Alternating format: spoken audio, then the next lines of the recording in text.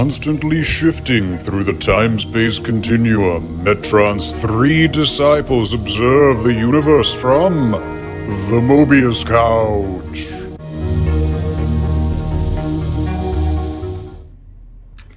I want to fuck you like an animal. I want to feel you from the inside. I want to fuck you like an animal. My whole existence is flawed.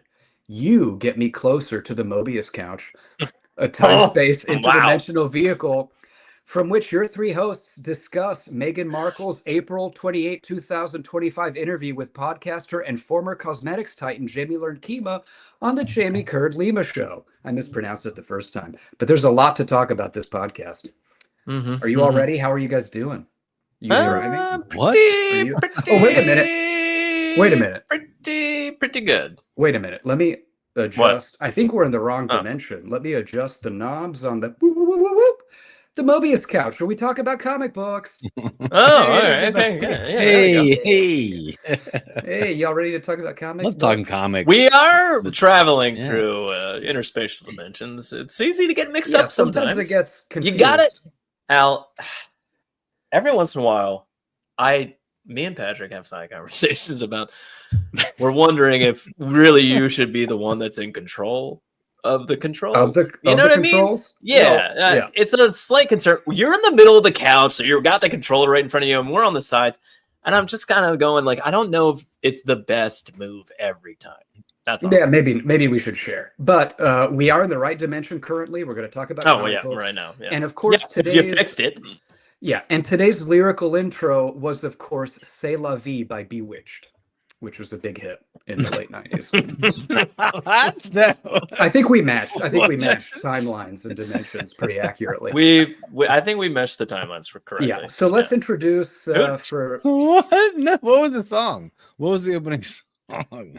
Well, Patrick, you just ruined the conceit we're trying to build here. It was you mean from the interdimension? Yeah, it was 9 Inch Nails. It was a 9 Inch Nail. 9 Inch Nails. Classic. Come on. So I was going to talk about fucking when we're covering Teen Titans. We are. A little awkward. I'm not going to lie. A little awkward because, we're getting ahead of ourselves because there's a lot of imagery in this that I'm like, that makes me feel uncomfortable. Makes me feel a little uncomfortable. Some of the teens are 18, though, right? They're legal. I mean, I'm not talking. really. I'm not really even Please talking.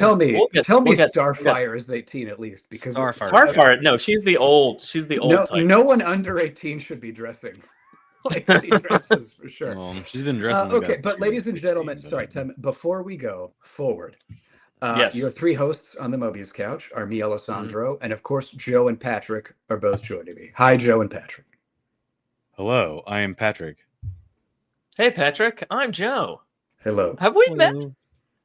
We have been in different timelines a lot recently, so but we have met. Okay, and as Patrick mentioned, today we are talking about Teen Titans. We of course are going to talk about. There's no noise. Stop it's silent. It's silent. That's the point. I didn't know. You're supposed to keep talking. You're supposed to keep talking. You're supposed to keep talking. For those listening, we just had a little title screen, and it shocked me. Okay, I will keep talking, even though it's still shocking. We'll continue talking. It's back. But we're talking about Geoff Johns' run, and specifically the issues that cross over with the Outsiders.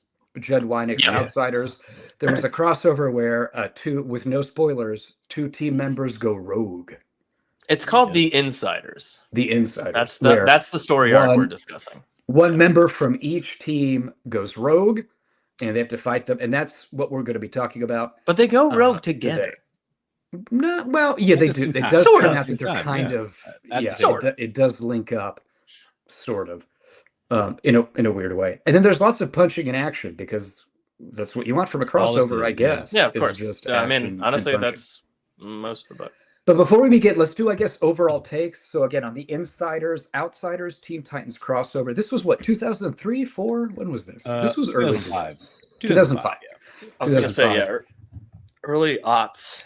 This is right before Infinite Crisis. Well, actually, so, okay, do we want to do a little background info or do our overall takes before the I can do as much background info as much as you need. Okay. We usually do the So background. let's talk about Teen Titans. So as we mentioned, Geoff Johns came in 2003 to kind of reboot 2003. Teen Titans, and he brought in the Young Justice gang and kind of rebranded them as New Teen Titans with Cyborg and Starfire and Beast Yep. Boy as kind of holdovers from former Great Titans. Please listen to a past episode where we talked about kind of the beginning issues of that run. Geoff Johns, of course, he's basically, I think at this point, written everything in DC, from Green Lantern to Flash. Yeah. He was also the head of DC Films until James Gunn took his job. Really? After Black, yeah, he was, the but I mean, I don't co-chairman think of he the was still DC doing Films it at that point. EU.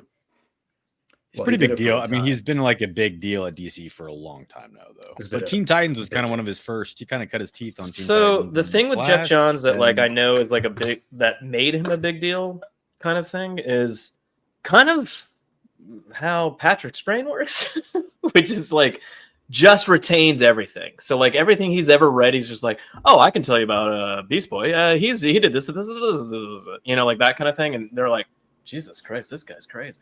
You know, like, so as he kept writing comics, it kept going along where he got more well known as like this insane encyclopedic knowledge of all this DC history, which informed his writing, of course. But like, Yeah. you know, and I think that's eventually they were like, well, if we need somebody to take our brand and bring it to film and screen, you know, like they used him in that briefly. I don't know how long he stayed in that position though, but like, It was from the beginning of the Zack Snyder timeline to the end. yeah, So but I don't know how long that lasted. 2011 to, You know, yeah. So is he in Anyway, charge his of all the encyclopedic TV knowledge didn't shows as stop well? him from making shit movies. So that's a shame. So I don't think he was back then because that was a lot of Jeff Loeb actually.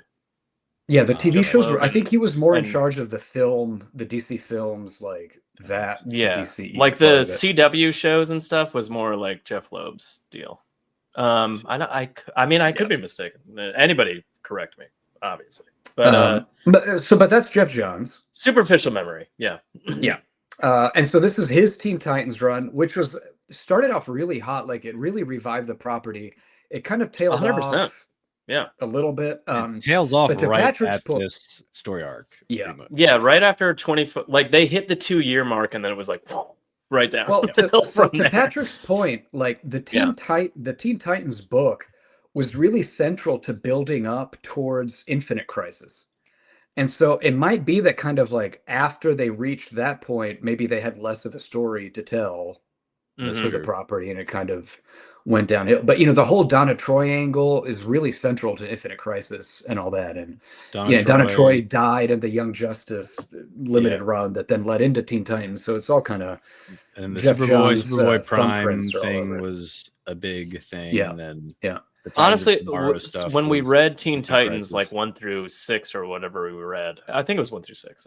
Maybe we'd read more. I can't remember. But like the initial run was so fun because it comes off that like Outsiders, I guess Young Justice crossover at the time where like Donna Troy dies, and it Titans, like starts yeah. these two. It was teams. It was Titans Young Justice, and then they kind Titans of Young became Justice. And then it was Outsiders Teen and Titans. Yeah, yes, Yeah. yes. And like that split that started these runs, I love that time period. I loved all of this run. This book kind of like runs up to like kind of coming full circle to that stuff we covered back then. So like I'm excited to talk about it, but you know, what do you guys? What are your overall takes? I'll just start real quick. My overall take is I found it very nostalgic because this was kind of my peak comic reading time was basically 2001 to 2009 or 10 was kind of my peak, like weekly buying everything, basically. Yeah. So it was very nostalgic. It didn't age so great. I didn't really think the story was that engaging. I mean, some of the action was okay, but it felt very Avengers Forever, just splash, bam, lots of fighting for no real reason. I didn't really like it reading it again, other than the heartwarming nostalgic aspects of it. But as a standalone book to reread now, I nothing really stood out as that amazing. Again, everybody has cool moments in the action, but nobody really has amazing character beats or storylines in this to really grab onto. So that's how I felt reading it. Okay. Patty? Yeah, so my overall take is, I think, a bit more nostalgia for me, because this was like my book. I was obsessed with Teen Titans, especially this first, like, whose fault was like, that? well, I don't know. Both of y'all's, actually, because I think Al, like, you would talk about it all the time, and then Al randomly had the first trade at his house of like issues 1 through 6. But yeah, I did. Sorry, Patrick, real quick. Yeah. That book I was visiting for my senior year of high school spring break. I visited my aunt and uncle in Seattle, and there's a comic book shop that is still there in Pike Place Market where I just got a hardcover Long Halloween. Really? But at that comic shop, I got the Teen Titans TPB, and that was my first trade paperback I ever bought. So yes, and then I think Patrick, you borrowed it, and then that led to it. Yeah, I just loved the dynamics of all the characters, and I was very attached to the character of Superboy. This is a very Superboy focused arc. I also loved Outsiders at the same time, not as much as Teen Titans, but loved them both. So this crossover was fun. The 4 issues that we're covering it's just a lot of action and some cool action. It's a culmination of a lot of buildup. But yes, so if you read the first 25 issues of Teen Titans and Outsiders, there's a bit more of an emotional payoff. I don't know if it's going to be. I think nostalgia does play a pretty big role in why I love these issues so much. But yes, I'm still into it. There's overall, these are the issues that made me love Starfire. She's like easily one of my top 5 favorite superheroes, and she's just a total badass in this. So there's some fun things in it. It was hard revisiting this, I think, mostly because I didn't read anything ramping up to. So the emotional connection isn't there, because I'm not like I hadn't read issues 1 through 20 or whatever to get up to where we're at. But like, I mean, we read issues 1 through 6 or 7 or something like recently, so like it's kind of relevant in my mind, and I kind of understand what they're going through, but I didn't have a lot of time to like really deep dive to like build up emotionally into the storyline. The arc as a whole feels a little weak. Like it's not like the best. I wish it was a little more paced better. It suffers from this 90s problem in comics where there's not a lot of consistency between like the crossover. It's not like there's one consistent artist. Also, like Mike McCone is the normal Teen Titans artist. He's absent from these issues. So like, it's only 2 issues, granted, but like he's not there. So you're like, oh, he's drawing the covers, but so like you kind of have that too. You're like, oh, this could have been so much better if the regular artist was on these issues, that kind of thing. The Outsiders issues, I think, were drawn way better. It's very stylized and crazy because it's a very different style, but it's better than the Teen Titans issues. I strong agree on that. I kind of the Outsiders. So the art's kind of all over the place. Sure. Like, I don't know. Like, my overall take is kind of, if you've been reading all of these books to culminate to this point, it's phenomenal. If you just dive in here, it's like, what am I? I'm missing all this stuff. Yeah, that kind of thing. Shall we jump in? Shall we? So we're going to start issue 24. Yeah. So readers, we're starting with Teen Titans 24. As Joe mentioned, Mike McCone isn't the artist. Matthew Clark is the penciler on this issue. So Mike McCone does do all the covers for all 4 issues, not just the Titans, but the Outsiders. So I kind of liked that. So at least there's some sort of weird consistency across the 4 books. But the internal art is Matthew Clark. Yeah. And we start with, so I guess a little bit more generally before we get into this.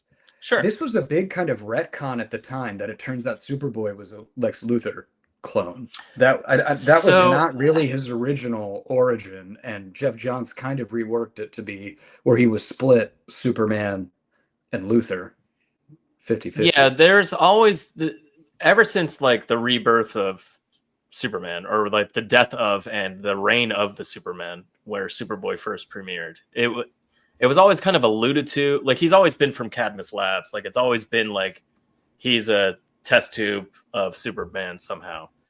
But I don't know if they like ever really like honed in on like how he was made specifically. I don't think it's a retcon so much as like, let's take this thing that was never really fleshed out and flesh it out.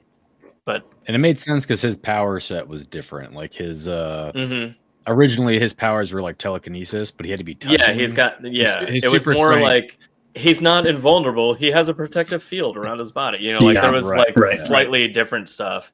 The Lex Luthor thing, I know so he's in the Teen Titans comic. He's been wrestling with this thought for a while. Like he's well aware of it. Him and Tim Drake Robin are also well aware of it. But which is where we start in the book. It's Tim talking to Superboy, Tim and Connor having a conversation, kind of going like, "Hey, you need to talk to everybody," and he's like, "You're right. Just give me like 5 minutes. I'll be down to talk to everybody," kind of thing. And that's where we start. Well, first of all, Connor is reading Lex Luthor's Art of the Deal hardcover. Basically, he is. It's like a weird Lex Luthor in front of an American flag hardcover. I mean, was he the president currently? I think. Or was he about to be? I think he had been. I don't think he was the. I think he was like Donald Trump. Wasn't currently. was about to be president, or he was. You know, when the villain becomes the president, that's what we're dealing with. It's very relevant. Yeah. To today's politics. But so after this conversation, Lex Luthor using an audio cue kind of triggers a Manchurian candidate. Other personality. So, basically, Connor's like, "Give me 5 minutes. I'll come down. I'm going to talk to everybody about it." Like, because Tim's kind of been pressuring him over the last few issues to be like, "Hey, man, like, I know you found this out, and I know you're trying to wrestle with this like idea that you're part Lex Luthor, part Superboy, or part Superman, but you need to tell everybody, man. Like we're your friends. We can help you through whatever you're going through, like existentially." And he's like, "You're right. I'll be downstairs in 5 minutes." And then, like, also, while Tim goes downstairs to kind of go, like, "All right, team meeting, everybody, Connor, team meeting. Yeah. Connor's coming down. We got a big announcement." Like, Connor comes downstairs and goes like, and just like laser beams everybody. Yeah, but also when Connor tells him I need 5 minutes, he was going to go into his room and masturbate, right? Like he had his computer. 100%. You gotta loosen up. Definitely going to go jack off. You gotta loosen up, Al. You can't confront all your teammates on a team. You got to get that anxiety out. Yeah, you got to get your anxiety also, side note, the cue that sets him off is out vincere aut mori, which is Latin. Do you know what that means? No. Either conquer or die. That's correct. Do you know who originated that term, Patrick? Was it Julius Caesar? It was Scipio Africanus before the Battle of Zama Scipio. Against Hannibal's forces. He said to conquer or to die. And it's also the motto of like a bunch of different stuff since then. But yeah. One of my favorite things about this run is the Tim and Connor friendship and how they find out that Luthor is half of Connor's DNA, like at the end of the first run. And Tim figures it out more or less. So it's a secret that Connor's making Tim keep. And there was a way that Geoff Johns wrote it where I don't know if he meant to do it intentionally, but a lot of Connor's internal monologue about what this means for him and like how he identifies himself. It was very similar to like being a closeted gay kid. And even in this issue, he's thinking to himself like how Ma and Pa Kent are going to handle it and like if they're going to accept him, and they'll probably accept him. But it's like, I don't know if Geoff Johns meant to do it intentionally. I feel like it probably was a little bit intentional, but a lot of his dialogue and monologue internally throughout the first 20 issues or so very much paired up with that. But also the paradigm between like somebody being closeted and like what he's going through. Yeah, just like how it's like it's a secret that no one knows unless you tell them, and you kind of wonder what kind of person it makes you, and does it define you, and how much all those questions. But I did so Connor Tim's trying to be very optimistic with Connor and being like, you just need to tell everyone it's all gonna be fine. And then Superboy goes, I asked Raven if I had a soul yesterday. And then there's a panel of Robin, just like dead silence. And then he just goes, well, what did she say? Yeah. And he's like, she got flustered and ran away. He's like, what does that mean? And he's like, I'm sure it's fine. Tim is just like, I'm sure it's fine. I'm sure it's fine. Well, he says, but do I have a soul? And like, Tim's like, of course you do. Like, don't be ridiculous. Like, of course you have a soul. Well, you know, also, kind of thing. and as a minor spoiler, successive issues after this, Raven transports Connor into his own soul. So we do actually later get confirmation that he has a yeah, that's true. Because they confront his demons in there. Hold on, Patrick, that's a great observation about the closeted stuff, which is, you know, and in that was 2003, like a big reason why, a big deal. Yeah. You know, nowadays everyone's fucking gay and everything's woke, but like back then it was in your face pretty all the time. Fuck out. On that it note, was a big deal. That's what I was trying to bring up. Like, so Tim is currently in comic books at least bisexual. I guess they call him bi. Yeah. I don't know if he has like a specific designation, but like, he's well, at least in his current book that is now not currently happening anymore. He was dating his friend from like early on in his book. But he's dated Stephanie over the years, you know, like, you know, him and Cassie had a weird relationship after Connor died. Like, you know, like, but it was also this weird relationship of like, we both loved him, so let's love each other, like kind of thing, you know. So I'm wondering, like, did you guys, with that in mind, does that like change how you're interpreting the old stories where like Tim isn't like necessarily out and like kind of still trying to figure out who he is? In terms of the books, honestly, I honestly kind of forgot about that. Tim. Yeah, I know. Well, I think in a team book, Tim is always like the leader, so he's always, for the most part, he's the Batman. He's the Bat Family guy, right? Yeah, he's so reserved. He's in charge and in control. Yeah, but it was funny because I think when we covered the first 6 issues you brought up, there are beats where it's kind of like almost like Tim is secretly kind of in love with Connor, and there's certain moments that you can reread. Yeah, that is it's but I just that part. I mean, the Connor thing you talked about and equating that with being in the closet is one angle. I can't imagine Geoff Johns was angling that Tim was bisexual. I don't think he was, but it's open. There's so many elements of this that are open to interpretation, and like for sure, and when he is, you know, when he's out later on in continuity, it kind of like, and you read these older books, you kind of go, oh, well, I see that. Okay, right, okay, I see where you're dying, you know, like kind of thing. And I don't think they did it on purpose, of course, but like there are like he is very invested with his friendship with Connor, and it goes a little bit beyond like, I don't know, just heterosexual like, let's be bros, you know, like there's a little bit more there. And it could be like brothers in arms in terms of like fighting in a war kind of vibe, but like, soldiers you are can pretty just gay. you can leave it there and just be fine with it. But like, you could also go like, oh, okay, maybe there's a little bit more there. I was just curious if you guys picked up on anything throughout. I'm to Patrick's point. I didn't really get a lot of that. This is also 4 issues of just like insane action. That's true. There's not a lot of time for subtlety. There's like one line. There's one line later on where I'll be like, what about this one? But speaking of no time for subtlety, so for effect, Superboy shaves his head so he can be more like Lex Luthor. It's just right away. He raw dog shaves his head. No shaving crazy. No shaving cream? It's not even like he's like, let me buzz it first and then I'll razor blade it. He just went razor blade, like holy shit. Great carves it off. Al, he's Superboy. It's not gonna hurt him. It's not gonna hurt his hair out of it. I mean, it's just inconsistent. Shouldn't his hair be invulnerable as well? Shouldn't it be? I don't know. They've done some weird. The only time they've ever really like analyzed that stupidity is in the movies. And then later on, also, we just did this. Superman for all seasons. All-Star Superman. Yeah. Superman for all seasons. He cuts his hair. They break. Yeah.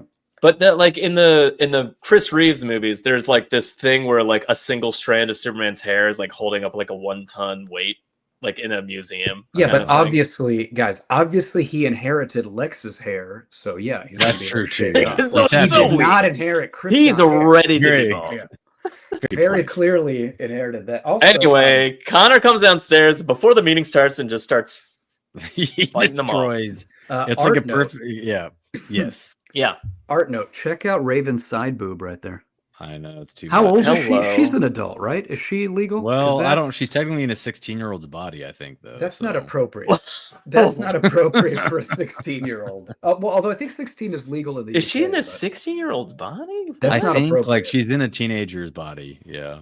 The new body that was made is because she's been around since Nightwing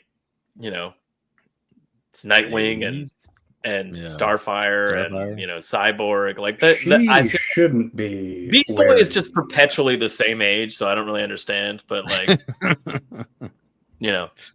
she shouldn't be wearing that. I mean, wow. No, I think you're right, Patty. I think she's like in a younger body somehow. That's not okay. She is. Yeah, that is the new body. They first make of all, in the Brother put some clothes on, kid. That's all I would say. Also, she's got like H cups at 16. How? I mean. I don't know. That's called bad art. That's called all I can draw is Wonder Woman, and now I have to draw teenagers. What do I do? Yeah. Well, I think what do I do? When we did the other issues, make them smaller. That's insane.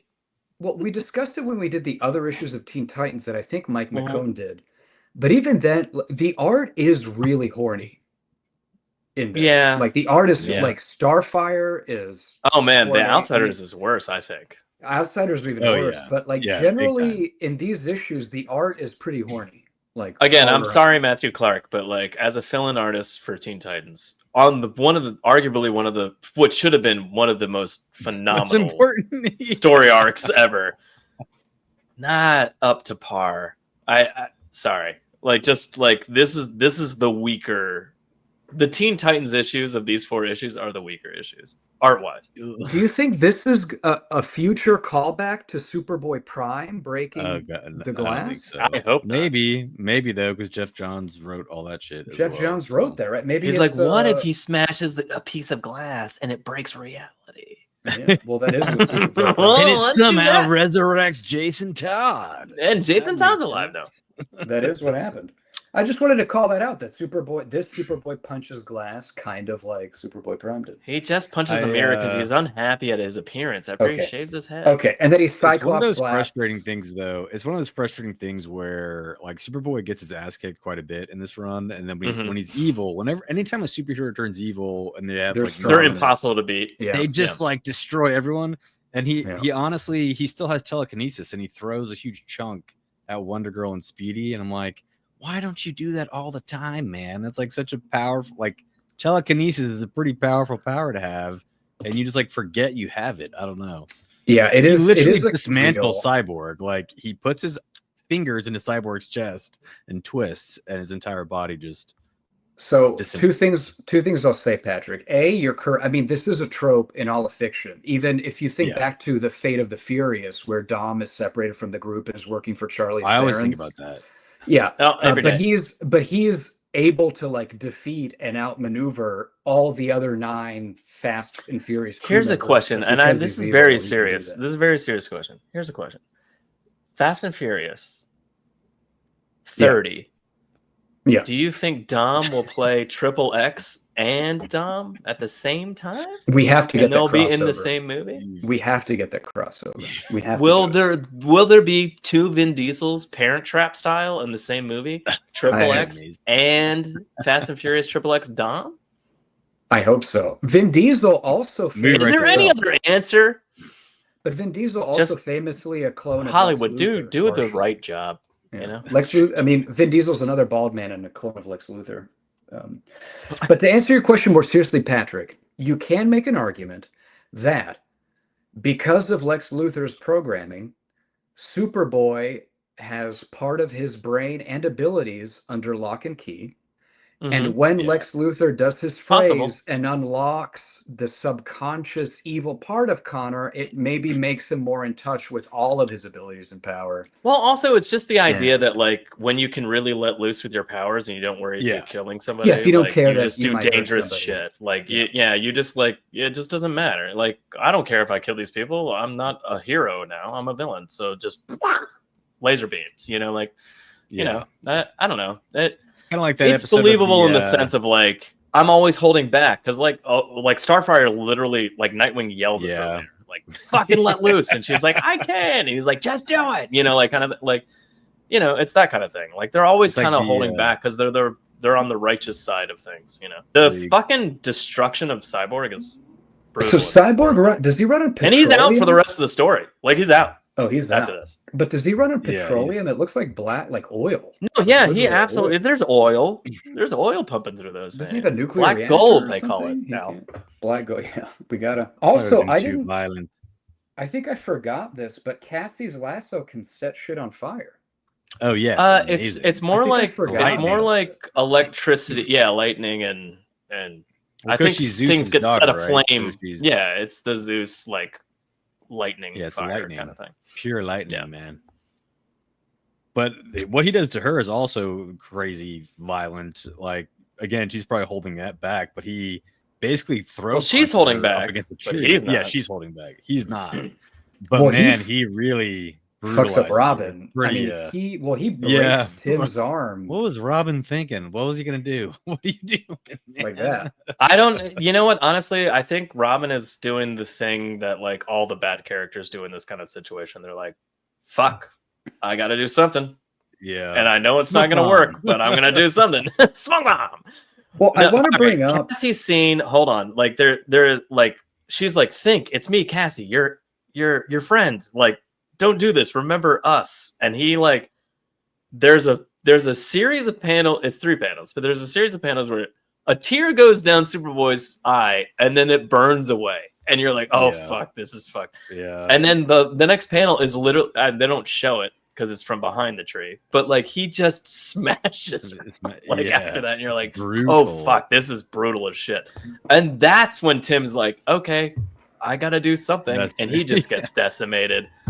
And they go break my arm. Well, Connor, the other cool effect is Connor. I mean, some of it is other people's blood, but when they distinguish his eyes, basically his eyes are like bleeding. Yeah, and like he's also even so, like fast forwarding to like later on when like Cassie does break through and like kind of calms him down for a second. His eyes are all burnt and like it's all fucked up. Like his energy is just bleeding out of his eyes nonstop the whole time. So it's pretty his eyes are literally like crisp, and he looks like he just took out a Batman mask off from a movie.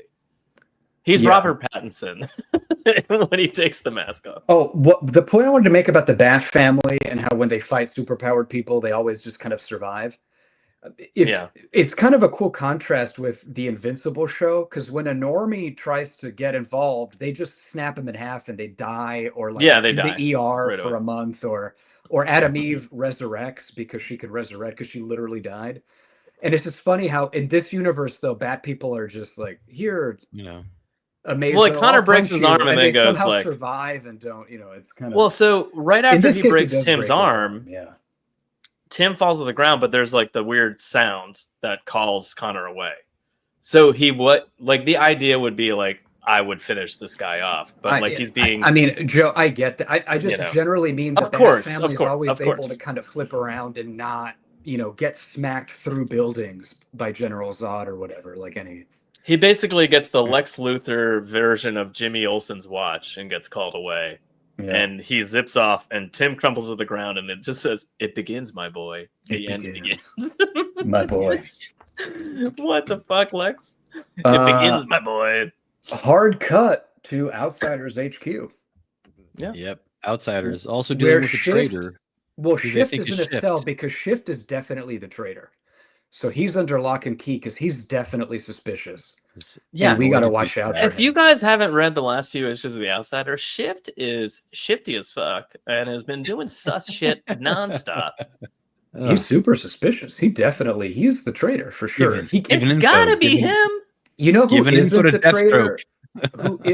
The Brainiac robot from the future is definitely not the traitor. That I can guarantee. Roy reprogrammed her himself. He's the only one he can trust. He said that in the last issue. By the way, also, you know what he says later on in this run? Cyborg rebuilt her. Oh yeah, he does try to pawn it off on Cyborg. Thunder's like, "Fuck you, Roy. You should have known better." And he's like, "Cyborg did it."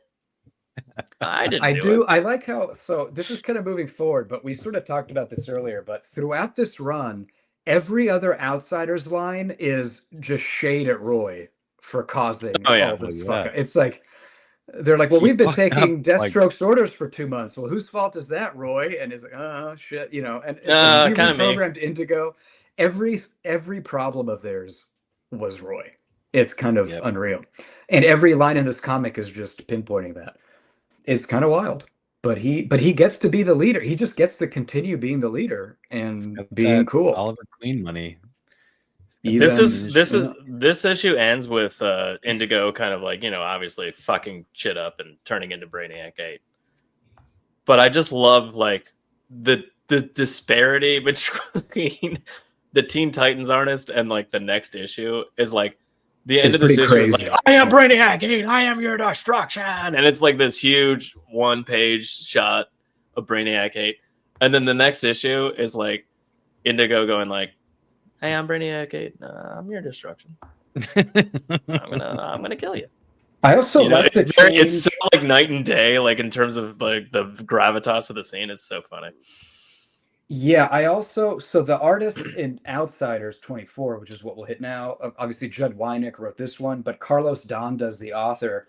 The art, it's way more. It's almost kind of anime stylized. Yeah, it's very stylized. Yeah, it's but I do like like is maybe the wrong word. I thought it was an interesting choice, but Indigo's new evil costume is very Witchblade-ish. Yeah, you know, it's very. It's also it's remnants of like the current Brainiac costume, like with the tendrils coming across. But he's also wearing clothes, so like, but she's a woman, so you know, bikini. But also, the funny thing is when the bikini and tendrils. When the Teen Titans author draws her, she's like basically fully naked and has a belly button ring, just nonsensically. Did you notice that she has a belly button ring? This is the beginning of a point I need to make as we go forward.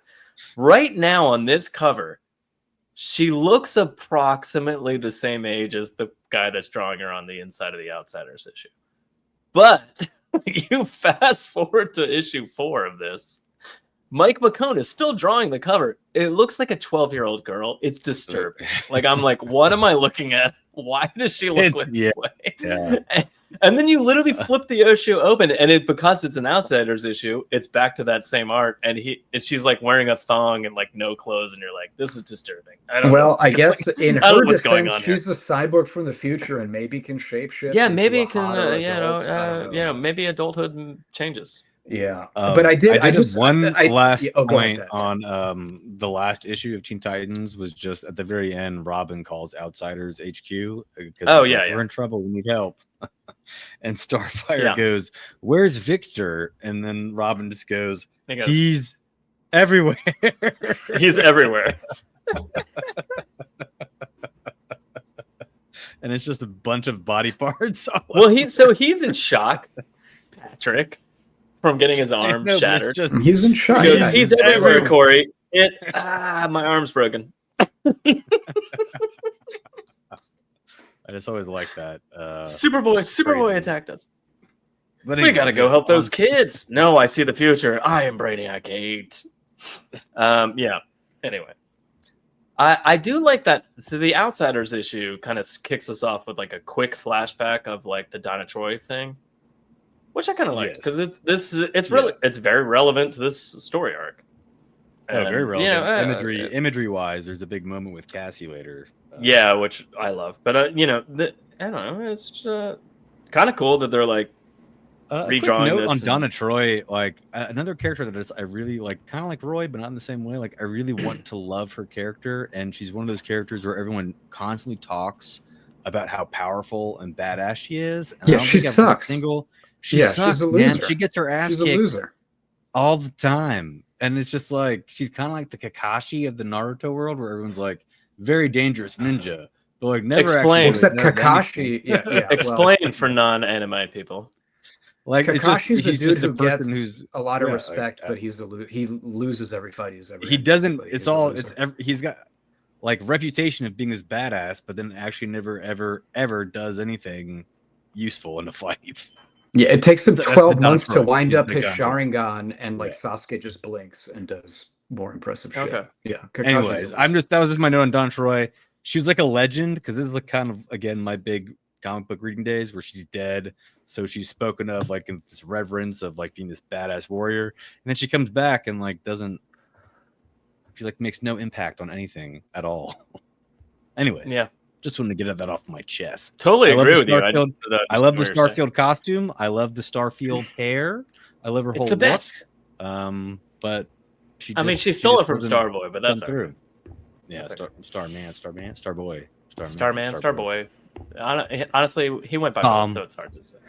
One thing I wanted to call out is, and it's something Patrick mentioned at the beginning when he was doing his overall takes, but throughout this issue and the rest of the runs, what I think is kind of cool is the girls on the team really shine. Like they basically do all the work. The Outsiders has a really good team in terms of like highlighting and also having girls on the team, but they also like they go out of their way to be like, these girls are badasses, and here's why. Like, the Outsiders have done a good job of that the entire run. They just highlight it more in this, or the same, really. Well, also the team structure is such that the boys are human vigilantes, and the girls have powers, so they can actually. In the end fight, Nightwing and Robin are just going like, go here, go do this, do that. Like that's their job, like kind of thing. Like girls, Robin is in a suspended cast for the rest of this. I mean, he's not doing. No, there's an issue.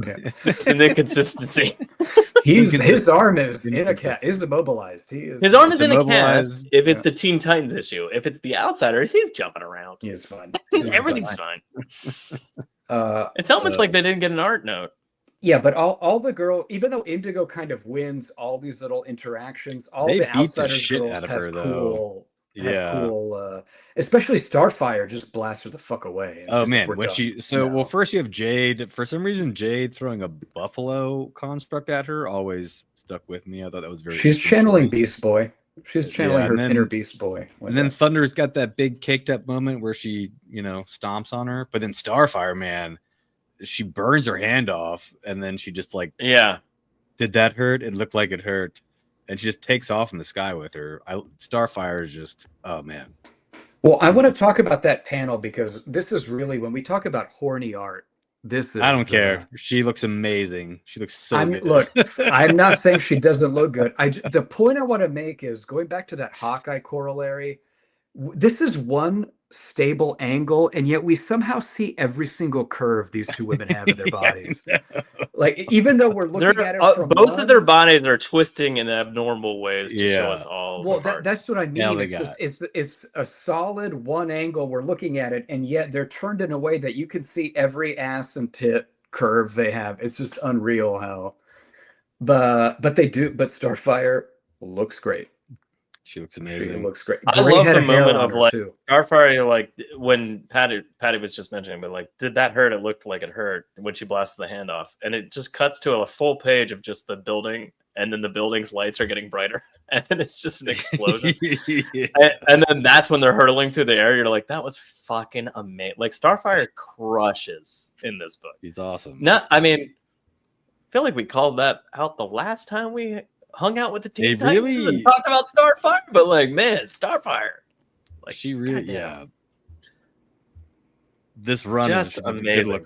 Good look on her for sure. And then the fucking skeletal hand grasping at her throat, though. All right, let me ask you guys something. What the fuck is happening here in this scene with Roy and pointing? I was about to ask that because he points this. Can you explain cable? Well, he points this like cable future. He's very cable, yeah. Points it at Starfire. Got a big ass fucking bazooka thing on his shoulder, and it's like showing the sights, and he's like, I'm gonna blow your head off. Like, how are you at regenerating your head? I'm like, great that you can regrow your hand to strangle Starfire. Let her go, or I'm gonna blow your head off. And then she does. There's just like go? a is that blink? It? She does let her go. It says Brioche. Well, does she like teleport away? Like, what is that? Is that what that is? I think she teleports or flies. I feel like he hits her. She's got it. Hits her with. I feel like he doesn't shoot anything. I don't think he shoots. I'm not sure he shoots. Why? Well, there's a weird coo sound. I don't know what that means. The gun charging it says up. Brioche. It says Brioche. No, on the the previous in the circular sights Yeah, it's but green, that's just getting showing the what target. It's going like, yeah, like getting. yeah, that's what I thought. Right. Yeah, fair enough. I've accomplished what I've set out to do. A first shot across the bow, and then just like, And then she leaves. gone. But I don't think Roy actually shot her. He doesn't do shit. Let me rephrase. He just threatened her, and she's gone. And then he runs up, and I'm like, did she like teleport away? Let me rephrase it, Patrick.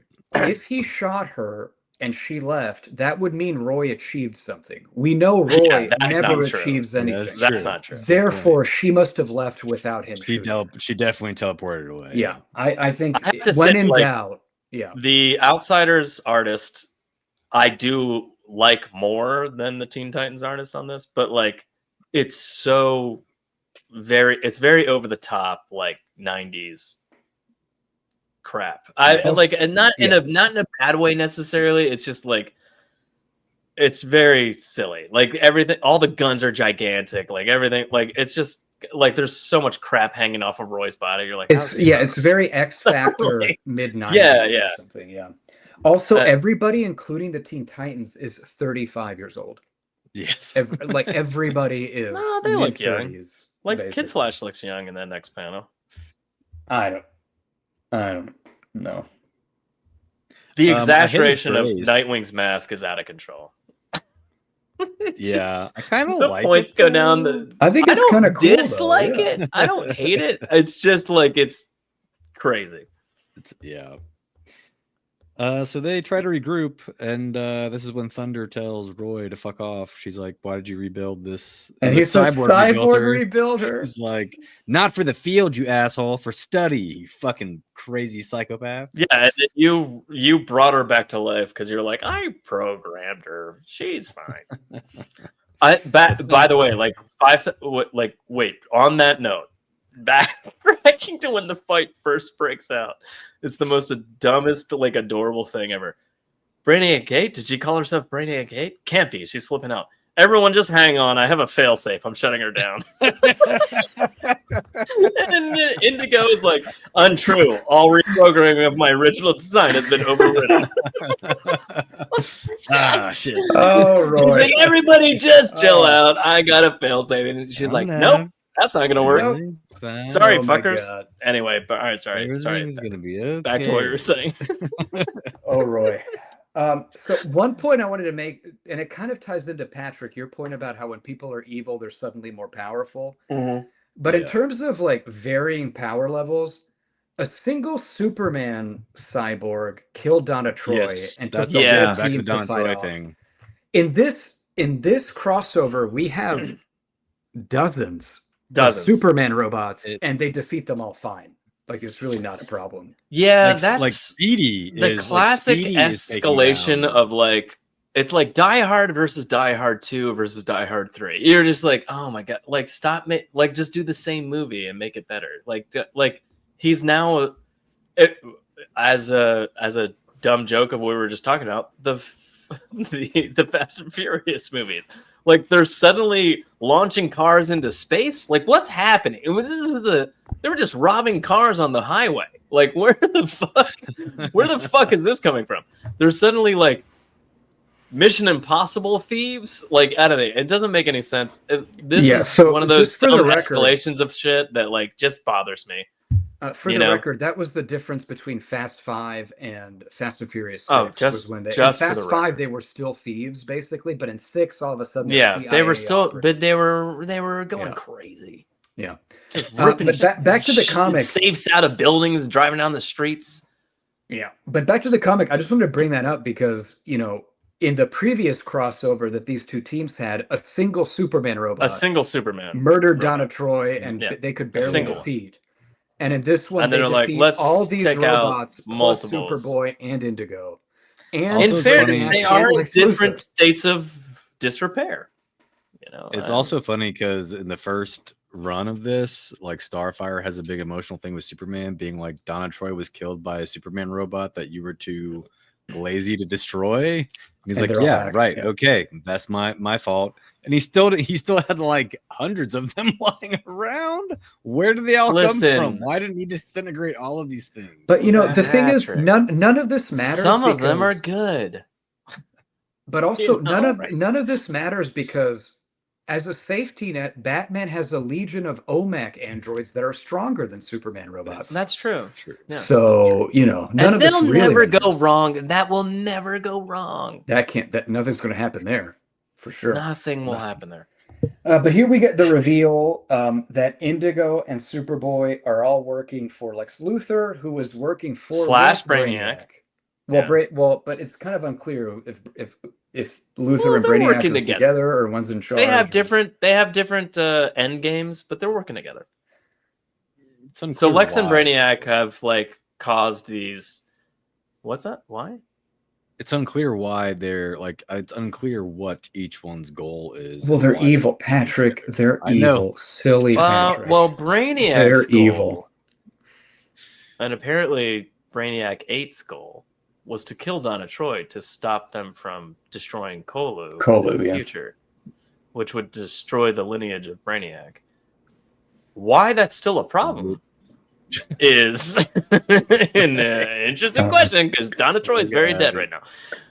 I do also like how she's constantly trying to get Brainiac, is it 3, whatever the grandfather is, to shed his organic components and become a full robot, and he just keeps saying like, "Yeah, I'll do that next week," and just I'll get there eventually. It's not good enough yet. It's not good enough yet. I just thought those were funny interactions of like, once you shed your organic materials, we can achieve our. And he's just like, "Yeah, right. We'll handle it." At some point, we'll get around to it. We'll get there. I mean, Lex's goal is pretty straightforward. He basically just it's very Superman for all seasons, honestly. It's let's destroy Superman in a way that will actually hurt him by So why does he need all these like this next generation? Because there's a lot of them, Patrick. Because we need more things to fight. You can't take out the Outsiders and the Teen Titans with just Superboy. We need more things to fight. Also, can we talk about Lex's suit is thick. He's got like ski moon boot. Those like 80s moon boots that people wear. I love how the Outsiders artist draws. He looks big in his little suit. Lex's suit in the Teen Titans issues looks shitty. Lex's suit in the Outsiders issues looks fucking amazing. The Outsiders. He's got like awesome missile pod things that shoot out of his wrist, and he's just blasting Wonder Girl. Like, it's odd. Like, he looks amazing. In Teen Titans, it looks kind of good. It's just like a large. Yeah, it looks goofy. It looks stupid. Goofy thing. Yeah. He looks like he came out of the fucking like Super Friends cartoon in the Teen Titans issues. Anyway, the next issue. Teen Titans 25. Geoff Johns, Matthew Clark. They're back. They're back in it. All right. So the main takeaway in this very beginning bit is that, I don't know, Connor's walking around and Lex is kind of talking to him and he's like, "You're my father?" And he's like, yeah, let's go with that. Yeah, I'm your father. Yeah, we'll do that. That's what we're doing. You're my son. Let's go. That's kind of the first bit. Then it's really just Wonder Girl takes over the issue. Because it cuts to the super. She has unreal. She has robot badass. Well, because I love what they did, because they contrast it with she's basically doing the same things Donna Troy was doing up until her death, except that Cassie fucking turns it around and blocks the beam with her little gauntlets and beats the shit out of that android. Punches her fist through its skull. It's amazing. She reflects the heat. What is this? What is this? Off her braces and into the another robot's face. Another one. Roy. And then I think Roy's like, "Hey, good shot." And she's like, "Yeah." And she's like, "Shut up, Roy. This is all your fault." Shut up, Roy. You don't know how to do anything. What is this? Is that her body? Is it a statue? What am I looking at? What are you talking about? What are you talking about? She's having a The introductory page of Cassie is like, I used to be this like kid that didn't know what I was doing, and then a few years changes a lot. It's a force ghost of Donna Troy, dude. With fucking like death eyes. Like, what is that? Yeah, she's dead, bro. She's dead.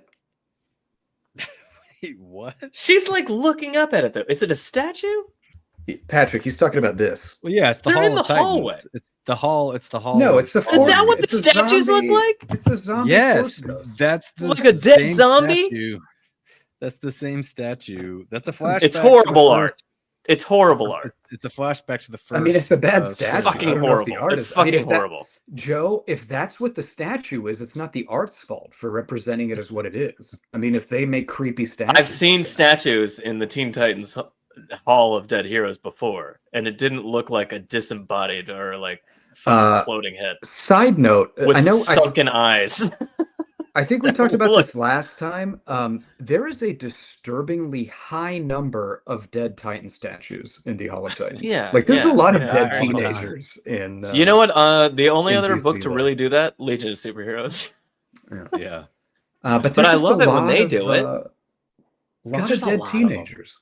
A lot of You dead gotta remember teenagers. You gotta remember the dead. Hal. Especially See, the children. Tim's in his cast at this point. He's got the big Mhm. robotic. He cast is in his on. cast. So Is it Bart really has a very Bart moment, which it's like one of his only beats. He's good. He says, "So let's think. We know having his genetics doesn't mean he's a bad guy. I mean, look at Raven. Her dad's basically Satan." And Raven's like, "Thanks, Bart." I appreciate the example, Bart.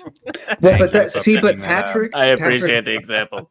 But I want to address that because this is actually, if you'll notice later, Garfield and Raven kind of get together, and this is the Yeah. classic neg, Patrick. I don't know if you're familiar with the game, Ah, but that's what you negging explain is. this in the Thunderbolts. Yeah. So But he she gets together basically. with Garfield, not Bart. Oh, Bart said. Oh, I'm sorry. I misunderstood. I thought Yeah, Bart Garfield said said it. it. Okay, Oh, Bart Yeah, said not the thing. Gar.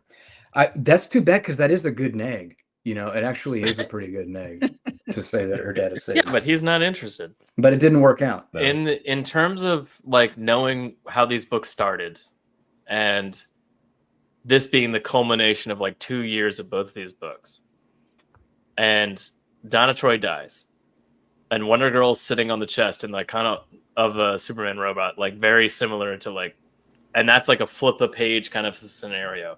Were you like, holy shit, Wonder Girl's about to die? Like, does that cross your brain? Like, No, it didn't. Because Cassie, I mean, she's kind of a badass, and it was clear she's. well, I know she's a badass, but like, do you go like, oh fuck? Like, do you No. freak out for a I mean, second, or I- you just go, no? I mean, no way. I did remember the Donna Troy reference, but I never really thought, oh, you might die here. Because it would be crazy. It would be crazy storytelling. It would be crazy to do it the same way. Yeah, right. yeah. Yeah. For it to happen Speaking again, of but- crazy, check out Lex Luthor's big naturals he's got on that. All right, so Look at his suit. He's got big old pits in that suit. All right, so this comic came out around the same time of Superman Batman, I think, that was drawn by Ed McGuinness, and that's like straight Ed McGuinness design. Yeah. Like that huge, gigantic, bulky cylinder thing that he's going there. It's, man. Like I know, but the chest piece just looks like bulbous It's great. pits. It looks just like, seems That's giant. my point. This Meatloaf's is character from Fight Club. What was that guy's name? Dude. Bob. Bob. His name was Robert Bob from Paulson. Fight I mean, I guess it is. You know, a kryptonite reactor needs to have that shape to really function. I mean, you gotta I have get something. it. You gotta have some I get room it. in there. You gotta spread the radiation around your abdomen You've got in a circular he's fashion. Just, look at that. He's just a big old boy. He's just a Big big old old, He's a big old just a boy. big old barrel boy. That's the very end of the issue. Is there not more to talk about there? Wait. No, there's way No, I more. mean, I it's guess just not. fighting. No, yeah. The whole issue is Well, just no, fighting. like Bart has Patrick, you another say fun what- little say what you moment. wanna say. Bart had another little, like, because they're like, Bart, take him down. He's like, I want to talk to him first. He's like, well, good luck. And he just says, you know, you're the last one that follows the rules. You're the rebel, so rebel. And that didn't work out for him because Superman just crushes him into a truck. Just By the way, there's so a panel on that truck panel. Like, look at this. Hold on. This panel right here, Yeah. Bart. It's straight Mike McCone. I feel like it's like traced from another issue. That's how bad this Might artist be. is. That's just bad. Like, anyway, go on. Sorry. Well, no, this is my favorite. So this is like my favorite scene from this arc, and this is for me just like the quintessential Cassandra Sandsmark when I really like loved this character, and I kind of felt like it was a little bit of a shift in tone for her character because her whole thing is Ares. This entire run has been trying to get her to give into her anger. Yeah, the anger right. powers the lasso. So she gets Kid Flash to tie Superboy up in her lasso, and he's all tied up. And she says, I don't want to get mad at you, but I have to. I need the lasso to be stronger. I can't feel sorry for you. You're my enemy, and this is war, and I am a warrior. And she electrocutes the shit out of him, and I just fries the shit out of him. I love the "this is war" and "I'm a warrior" phrase, and then just also this is when it gets really disturbing, because this is when you see Connor kind of come back to life for a minute, and his eyes are bleeding. It's not just that they're black. They're like bleeding and bleeding. Yeah, and then Cassie goes to make out with him. I was like, "Girl, time and place. What are we doing?" He's bleeding from the mouth. But Patrick, like, it might be her last time to ever kiss Connor before he dies and or turns evil again. Like that, it makes sense. Yeah. So one quick note to your Ares point, Patrick. When she gives in and becomes a warrior, you can see Ares' reflection in the puddle. Yeah, Ares has been like in reflections throughout the Titans. Even earlier in the issue, he's doing. Yeah. So and like, to your point it's kind of the moment of like it's just like he's always next to her, so to speak, kind of thing. But yeah, that's what that is. And Patrick, to your other point about making out with Connor right there, it's actually like a psychological thing that when humans are in dire near-death circumstances, it actually activates sexual urges and needs to reproduce, just psychologically. Because and a lot of people get into relation. Yeah, it actually me right now. It's one thing is they did studies, and after earthquakes, people's sexual desire increased. Yeah, people have a lot of babies statistically. Right after earthquakes, people fuck a lot, because it's that kind of thing. Like when you're faced with death, it kind of activates your urge to be sexual to kind of counteract your impending doom. Yeah, interesting little fact. Like we were almost mugged. Birth of Dark. I'm joking. Well, back to the comic. After Cassie goes through all of that, she goes through all of that to get Connor back, and then it's a very tiny panel, and Luther just says, "Aut vincere, aut mori," and he just turns back into evil. He turns evil. I gotta say, back to the makeout, like Connor doesn't look good right now.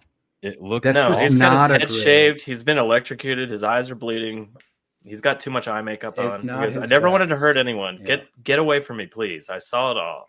His lips look really dry, really cracked, dry lips. This is the panel. This is the page where this is where the art the story suffers for the art, I would say. Because I'm not getting any emotion out of this. It's just it's just like a zoom in panel. It's I don't know. Well, it's also like but there's also no the emotion is jammed. Yeah, there's no emoting. Like it doesn't get any jammed into one page nonsensically. It's not actually built up or developed in any meaningful way. Well, she broke him free, so to speak. But there's enough story beats that you should get some emotion out of this.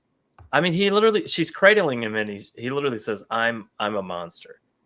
And she's like, no, you're not. And that's when they kiss. But but it's also the set. I don't know. I'm just not feeling anything. Like the art's it's just bland comic book. The figures are very they're puddles on their face. I don't know. Yeah, it's just everything. But it's also the setting. I mean, I know we joked about fucking after an earthquake, but the setting of they're in the middle of fighting cyborgs and they're nonsensically making out for one panel. It doesn't work. It just doesn't work. Yeah. And then suddenly Indigo's there and is strangling her. Logically, it doesn't work. And and then Indigo picks her up and strangles her. And that's the issue. Look at this. Look at this shot. Just an ass.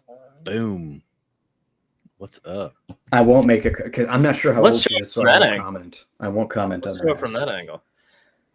Let her go, Indigo. I will love her. You just have to do one little thing. Kill me. How do we like about using the term lover? Is that... It's weird, right? Lovers. I think she's think she's being a weird robot. It's kind of weird. It's a weird robot term. It is a weird. Yeah, it's weird. It's weird. She does have her belly button ring. She does have her belly button ring in this costume. Oh, it is there. Oh, look at that. There. Well, look at that. At least there's some consistency in the art. It makes logical sense. If you were going to make a It makes cybernetic logical armor, sense. you would have a belly button ring. You would do that. If you're gonna have tendrily clothes on that are barely covering everything, you're gonna at least have a belly button ring. You're gonna do it. You're gonna do it. The issue to the cover to Outsiders 25 really is like jarring. She really does look like jarring. 10. She's 12 to 10. She's 10 to 12 years old. I don't understand what's going on there. He literally drew her two issues earlier. Yeah.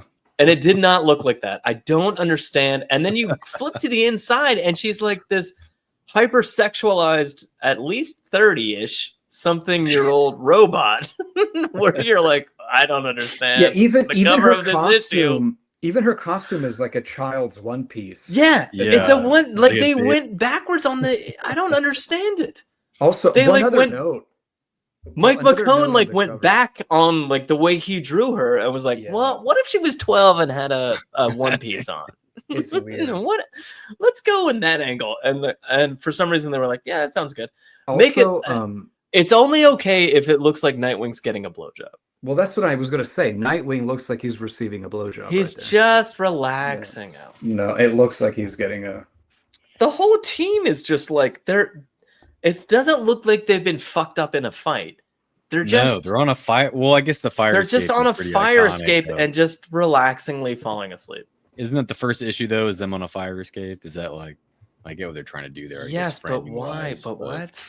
It doesn't matter. Let's because it says the end. Could this be the last issue of the Outsiders? Is it? It's a book. Oh, they're all dead. Is that it? Could be. Yeah. Well, except for Nightwing, who's getting a blowjob, but everybody else could be dead. Well, I don't know. I mean, Shift looks like he's getting off.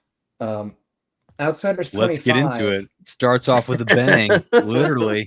Well, yeah. Outsiders 25 starts out with a touchy romantic scene between two characters we don't really care about.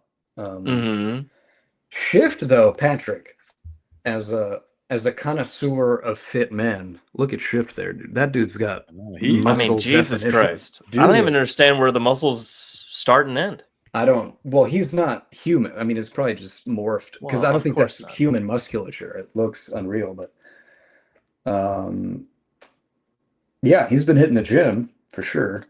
All right, so we have like a touching moment between Shift and Indigo. Yeah, and it's one thing we haven't mentioned in the podcast is Shift and Indigo are romantically related. I don't think we even mentioned. It's actually a very adorable relationship. It is. It's a great relationship, but which makes the culmination of it is this. Well, also her talking to Shift at the end of the last issue, going like, "Hey, the one thing you have to do if you want this to end is kill me." Ironically, that's the truth. Yeah. Yeah. And it is because it's touching because they're both not people, so it's kind of cute. Yeah, they both only have been alive for like a few months. Like they're both the same age, kind of. Because Shift split off from Metamorpho famously, and then Indigo was reborn after. The relationship is developed pretty well throughout the Outsiders, right, yeah, up to this point. So if you did read issues 1 through 24. Yeah, this is a very touching moment. This last issue. If you're just reading this, you're like, oh, they love each other? Oh. But back to the present, one thing, going back to Indigo's costume, what's cool is throughout these issues, she's kind of morphing more and more into like a non-human looking robot, alien type thing. Like robot stuff. Because even just the previous Teen Titans issue, she just kind of looked like a hot chick with Witchblade armor. But then in this one, you can see she just full on looks like she's morphing into like there's shit coming out of her spine. There's like she has claws. Like it's like her legs kind look of like armored evolving into a more militant shape as this is going on. Also, Brainiac's ship Brainiac's ship arrived. It's there. It's a big octopus. So goofy. It's there. Cassie's turned Superboy back to normal by being like, "Hey, wake up," and so that finally works. My big note is, I think it's a bigger deal than that, Patty. Well, she already kind of knocked him out of it, and then in this one, she's just kind of like, he's kind of not fully gone in this issue. He's a little bit. You can see his eyes through the red.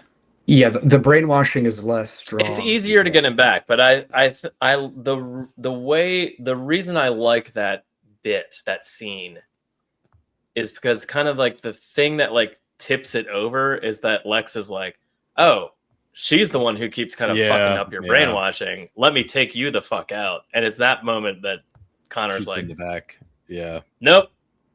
Not letting you do that. Like, you know, like Lex's dumb idea such a stupid is to kill all these so much kids. Work and money went into this idea. Yeah, to fuck up Superman, right? Like, or like ultimately to fuck up multiple heroes, I guess, really. But like his goal is to fuck up Superman by like murdering all the next generation of heroes, so to speak. But in doing so, he's like, all right, well, this kid is fucking up the brainwashing of my weapon, so I'm just gonna get rid of this one right away. And by doing that, he like does the same thing that she's been doing the whole time, by, like, triggering this triggering this stress effect that like makes him like want to rebel. Yeah, and you're like, what are you, a fucking idiot? Like, I could have told you not to do that, and I'm just reading this comic. You know, like you're supposed to be fucking Lex Luthor. You know what I mean? Well, Joe, here, let me address this, Joe, because I think you're making a common common mistake. A lot of times in America, we equate wealth with intelligence and ability. And sometimes wealth is more of a product of chance or inheritance and less your actual smartness. So I think you're thinking, well, Lex is a billionaire, so he must be a genius. He might be an idiot with a lot of money. You know, how many times has he defeated Superman? Is it zero? Is it zero in like a billion years of trying? It's not zero. So he might kind of just be a moron who's rich. Like five I just mean he might be an idiot who's rich and not a genius who's a supervillain. Could be. Might be. I mean, he built himself a giant poofy green costume, and he thinks that's going to save the world. For like, who does that? Who would do that? In this issue, he looks like a badass.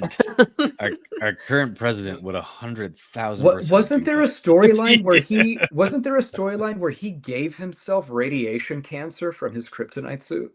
Well, yeah, because it's not from the suit. It's from carrying kryptonite around with him. Okay, well, whatever. He's an idiot. He had a kryptonite ring.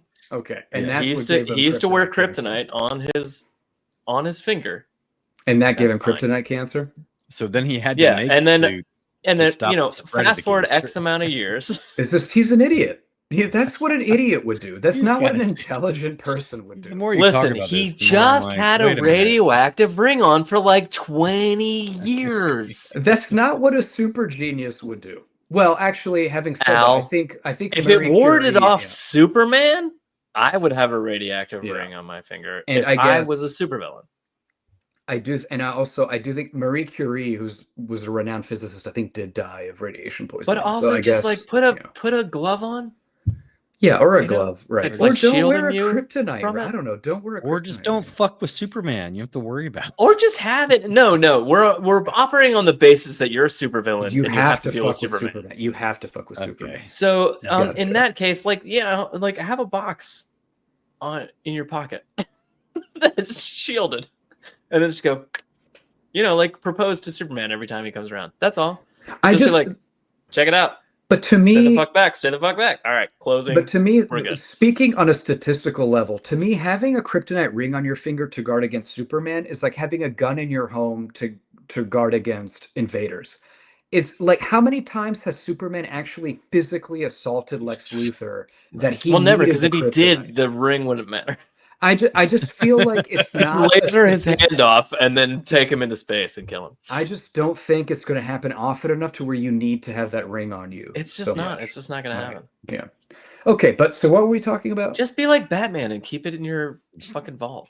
Just have it in case you need it. Cured. Yeah, he's cured. Okay, so Superman is Superboy's cured. And he cracks his little.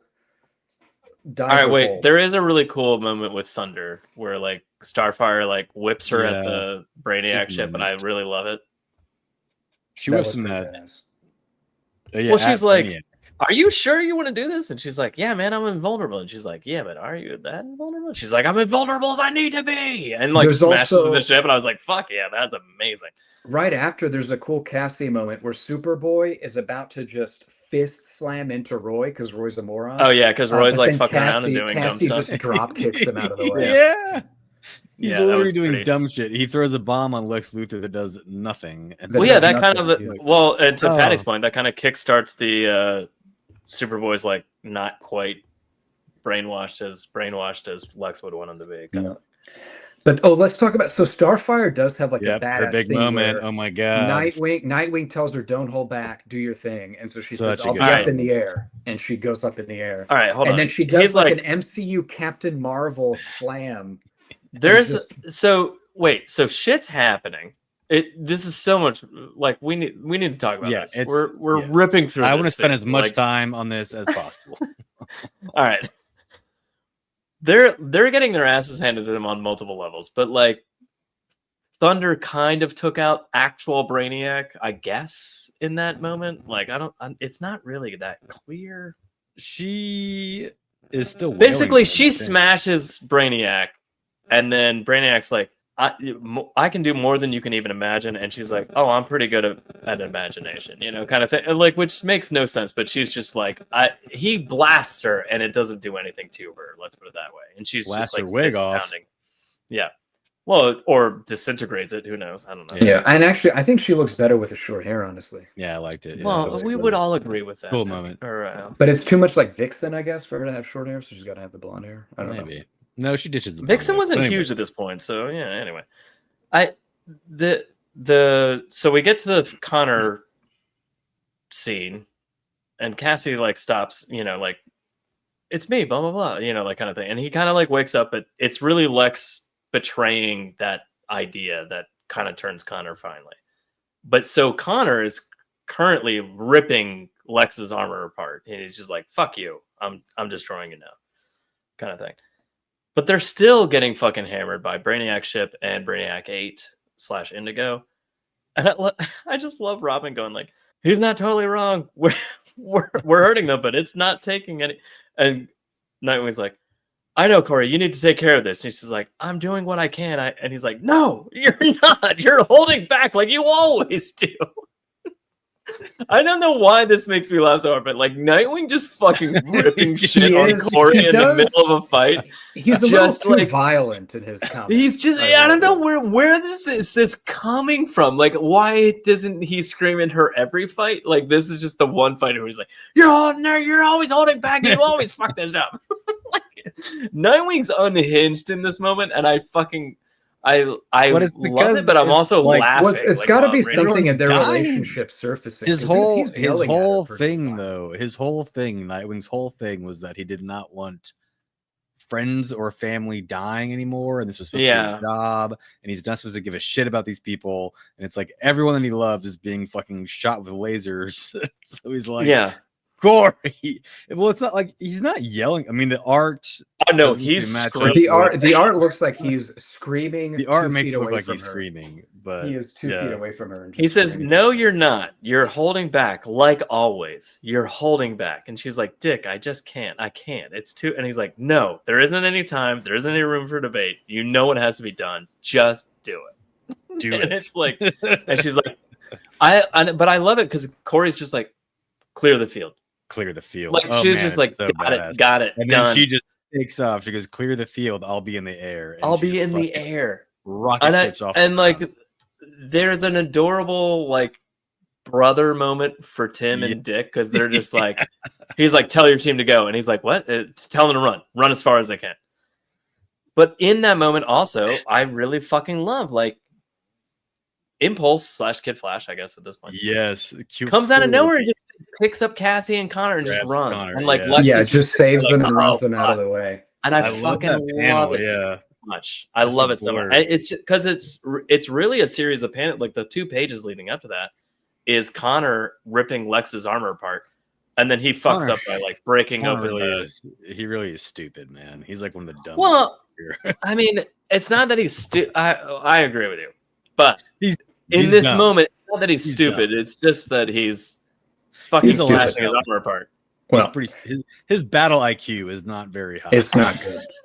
I do like though how when Flash runs them away, I just like that panel because Lex is just kind of sitting there like, huh? He's just kind of looking at like what? And they're just like Lex is about to like fuck Connor up too in that moment. Like it's not just like not just Connor being stupid and ripping up at the kryptonite barriers and now he's suddenly weakened. It's just like Lex going like, "Oh, you're weak, and I'll make you stronger." He literally like like Wolverine's a blade out of his fucking armor, and he's about to. That's true. Who the fuck knows to Connor? And he's like, "I'll make you stronger." Why does he have an Infinity Gauntlet? He's got different kryptonites, man. They're different red, colors. Red, green, like there's different colors. Yeah. Red. Oh green, yeah, there's red kryptonite. Black. Right. Yeah. Yes, long before the Infinity Gauntlet existed. Fun. There was the kryptonite. There were kryptonites, and there were other colors of kryptonite.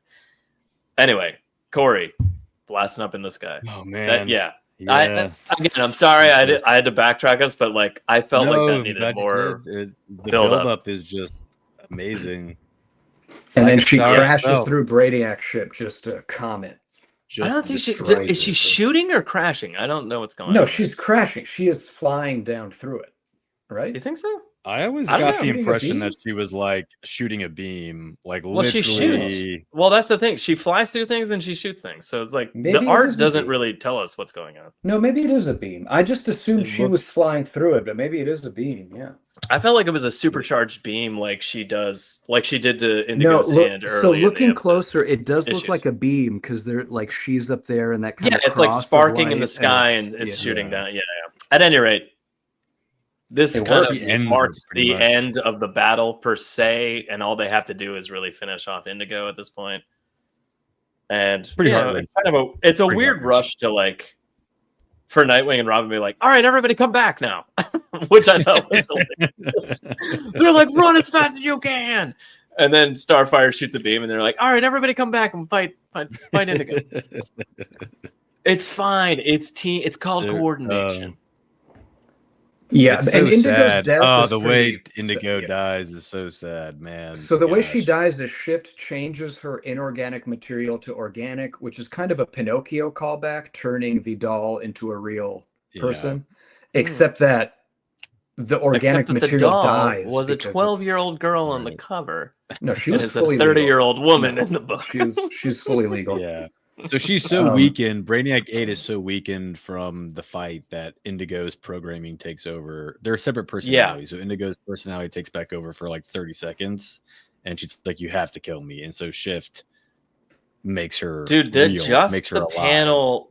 So they're fighting her and Shift's hitting her like, I guess with lava, or, like whatever the fuck fire molten liquid that he's hitting her with.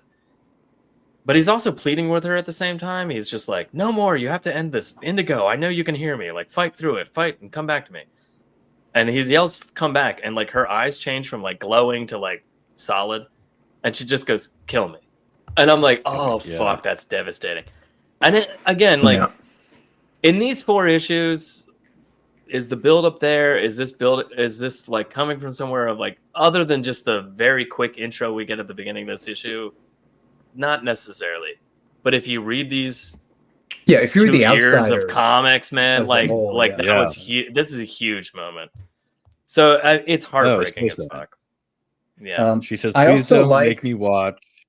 I don't want to kill anymore. Please let me go as I am, as I want to be." And he says, How do I?" And she says, "It's how I want to be." And he does something you don't find out till later. Nightwing's like, "What's happening?" And he's like, "I made her human, but I can't make it alive, so it killed her. I killed her." And he made her organic essentially, but she can't make blood pump through her veins. On an art note, you'll see that when she's evil cyborg, she has kind of circuitry on her face, but once he turns her real, you see that it's just kind of smooth. Oh, she's a real boy. Oh, she's a real girl, just not a live art one. Note. Yeah. But it's pretty heartbreaking. It is pretty sad because Shift is pleading with her, like, "Please, you can control this." And she just says, "No, you don't understand. I only exist to do this death mission."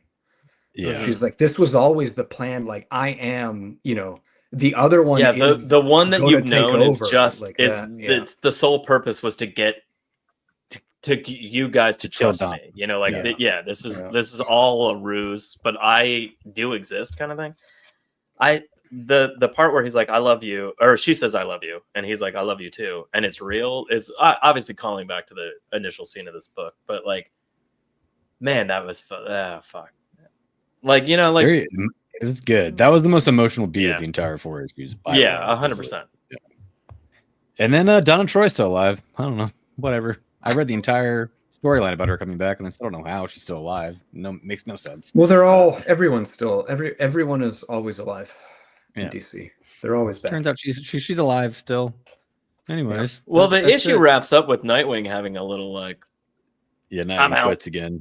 He's like, I'm yeah, out. and I mean, it makes sequential, like, Look. storytelling wise, makes sense for like continuing to read the Outsiders. Like, Nightwing's off the team now, but like in this moment, you're like, that was weirdly shoved into there. All right. I honestly, though, given everything that's happened, I totally get his decision to just say "fuck this." Like, Yeah. this is Well, it's not also he makes the working. point like Yeah. this is the exact same place that Donna was murdered. Like where Yeah. it's Like, Yeah. we're retreading the Like- same ground that we did 2 years yeah. ago. Well, 2 years in comics. It's 3 weeks in comic world. Yeah, it was probably a In month. continuity, it's 10 days. It's been 10 days. We started this. We started this team. But that's kind of it. That's kind of the end of this crossover. That's it. That's really the teams continue, but it's really these arcs really kind of because Infinite Crisis is building up, and both of these arcs, both of these storylines, both comics just kinda go off the these rails books kind of quite a bit. suffer from like the big crossover thing after this. Yeah. And like, And they do the 1 year later thing, which neither team really recovered. Like the lineups didn't make sense. and wasn't as much I never fun. really loved the Titans after the 1 year later thing. No. Like the Outsiders. drop I don't off. know if I don't think I definitely read dropped off of after Outsiders. this. Yeah, I don't think I even read Yeah. it after this. Well, once Nightwing's off the team, I'm like, when Well, he was still Dick on it, Grayson is but- like, I'm out. I'm like, I'm out too. Yeah. I'm gonna be honest with you. Well, It just also, wasn't- Who's yeah. bringing me back to this team? Roy? yeah, I mean, Roy. You're out of your mind. No, Grace? I joke about it, but I do like Roy a little bit. I don't. So when I was younger, A little bit. I like Roy a little bit. No, when I was younger, I liked Roy a lot. Older, thinking back on it, I think I just kind of wanted to like him because I thought he was supposed to, because he's but he's really not an effectual hero No, in he's like not. any iteration of him. Nothing I've ever read him in. Does he do? He's never good? achieved anything. You know in where I anything love I've ever read. Roy? The Young Justice cartoon. That's where I Yeah, love he was Roy. good in that. Was good he? in But that. even in that, he's kind of not. That No, there's great. well, it depends on what version we're talking, because there's Well, a which 1,000 clone? 'Cause versions there's of Roy. 18 And, clones. I was about to say, there's yeah, the fact 19 that there's clones. 3 of them or 4 of them at the end is pretty. but funny. that's what I kind of like. Are you talking about? I'm like, Dad oh, bod I Roy? like The Roy Dad 1, bod 2, and one, 3, and yeah. 4 when Dad they're all bod working Roy together. yeah. Is that the Guardian character? The one with the robot arm, I guess, kind of achieved things. He was. I think more- he's my favorite. He's the Okay, original. cool. He's the original. He's the original, Roy, but right? he's not the Yeah. dad bod one, right? No, Dad Bod Roy is No, like Dad no. bod Dad is- Bod Roy is Dad Bod Roy is the Is the original. clone? He's the Is clone. the Guardian. No, No, he's the there's original. no Dad Bod clone. Dad Bod Roy is not the original. The original is the one with one arm. The other ones were made out of that arm, I think, like the DNA. Right, So but the the- dad bod one is the clone. There's 2 clones. There's 2. I gotta rewatch Young Justice. That's all you're telling One me of right them now. is Guardian, I'm pretty sure, from Cadmus. Well, Labs. Guardian's the original. He's the OG. No. No, one-armed Roy. The is original Roy is kidnapped before the start of Young Justice, like before the start of the series. And he's the Mhm. first Roy you meet is a clone. And then there's another clone that works at Cadmus. And then there's the original Roy who has the one arm. Yeah, the one-armed one is the original. I just remember that because he was frozen in a tube. Are and you that's why he's sure? younger. Yes. Yes. All right, I'm gonna take your That's word why he's for it. pissed. That's why he's so angry because like Green Arrow couldn't tell the no one could tell the difference that it wasn't him. Okay, So thank you. He was very angry. Thank you for hitting the one note that would have clarified it in my brain. Also, the panel of Nightwing going like, "This is where it all began." I was like, "That looks awkward." I don't. Like It's very like Broadway. Like, it's like, what is this weird stance you're doing? It's a very last show. I only agreed to be part of this team again to join a team to fight by the side of others who chose this life. It wasn't supposed to be personal, but it is, and I'm out. I gotta say that Greatest Showman pose like that though. Look at his thighs, and I mean, dude works out. I mean, it's well known that Dick Grayson is the most attractive man in the DC universe. Everyone knows that. Well, he's the cake he serves is world famous. Yeah, world famous. Yeah. All right, so I think we're all right, boys. We're pretty much. Oh, wait a minute. Are you guys having an? What are you hearing? Do you guys hear that kind of? Does this pass the Bechdel test? The Bechdel test. The Bechdel test. Does this pass the Bechdel test? The answer's probably no. It doesn't. It doesn't at all. Not even fucking remotely. Doesn't. Even though it features tons of chicks and they do a lot of cool shit, none of them talk to each other. No, not even remotely. Also, I mean, there's a point zero growth for female characters. I mean, maybe Indigo, maybe. Patrick, the one really panel where Jade and Starfire are chatting about where they're flying to doesn't count as a Bechdel test victory. Come on. You know. No. They exchanged 2 sentences. On a crossover book with this many characters, and there's not one scene where the female characters are like, "Hey, it's pretty bad." All right, hey, what's up? Okay, cool. Like they're all together all the time. The entire there's they're all together the entire. I guess, but I mean, the closest we get is when Indigo first turns evil and is about to choke Grace to death and says, "I always wondered how you'd break" or something. That's like the closest thing to a woman-on-woman conversation we have in this book, which is sad. Yeah, that's it. Yeah, we got nothing. We got nothing. Although Connor and Tim have a whole conversation, and at this point they're probably trans gay too. For who knows what comics are now. There's definitely some of those alphabet people. Yeah, there's all that alphabet people. No. Tim's part of the alphabet. I don't think Connor is. But anyway, no Bechdel test passing. Nope. We do recommendations. We're doing. I'll go first because I don't recommend it. Don't read it. I'm gonna keep it short. That very concise.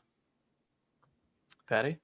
Well, yeah, I feel like I wouldn't just be like, read these 4 issues. I wouldn't recommend these 4 issues to somebody. I wanted to cover it. This was my choice, my topic, because I just felt like it's a nice. I like the nostalgia, and I wanted to read something nostalgic. And it was a nice bookend to. We did the first 6 issues. We should wrap it up with the last little good bit. If someone asked me though, I'd be like, yeah, I fucking love Geoff John's Teen Titans. If you are into Teen Titans, if you want 25 to read the Teen Titans, right? But I wouldn't recommend it. Be like, yes, you fucking should read these 4 issues. It's amazing. So no, I mean no. For these 4 issues. Yeah, I guess I'm the same. I wouldn't say read these 4 issues ever. And I mean that in the sense... It sounded so harsh. I mean that in the sense of, like, out of nowhere. Like, that's ludicrous. Like, these 4 issues are the culmination of 2 years' worth of comic books from both of these titles. So to ask somebody or to tell somebody to read this crossover event is insane. Without having like the build-up that comes along with it.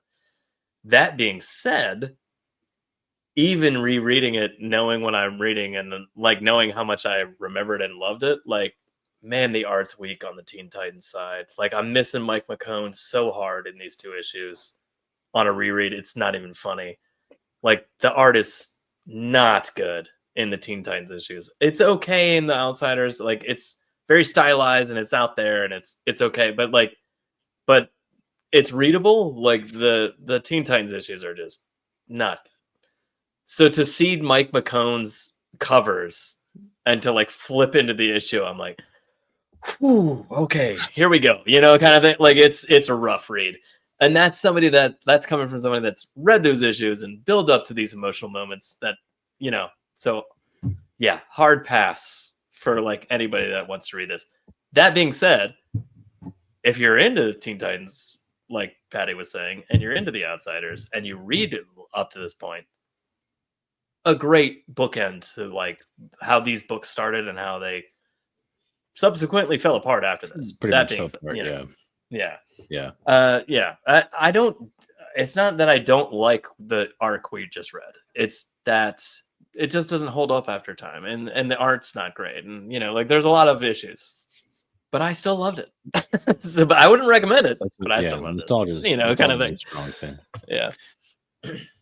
All right. Well, I guess I think we did it. I think we did it. I think we won comics for the week. You know, we did it. Good journey, Couchers. Good All right. journey. Goodbye. Goodbye. Goodbye.